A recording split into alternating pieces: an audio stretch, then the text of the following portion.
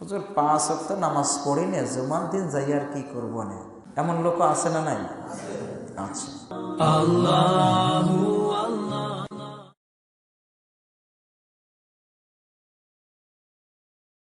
কখনোই একটি কাজ করবেন না।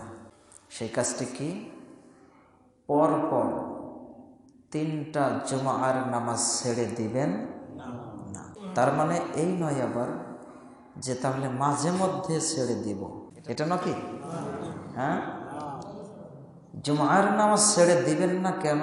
এই জন্য যে যদি কেউ পরপর 3টা জুমার সালাত ত্যাগ করে তাহলে আল্লাহ সুবহানাহু ওয়া তাআলা তার অন্তরের উপরে একটি কুফরের লক মেরে দেন। বলেন নাউজুবিল্লাহ।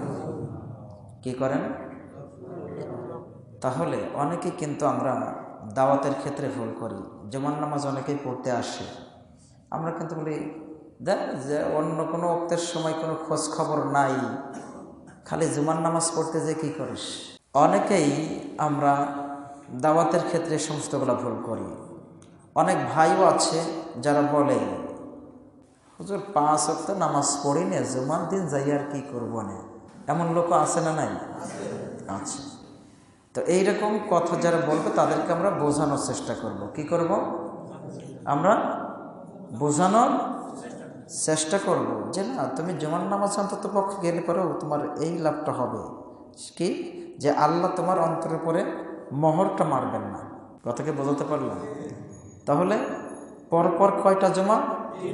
3টা জুমা আর সালাত কখনো ছেড়ে দিবেন, দিলে নিজের ক্ষতি হবে।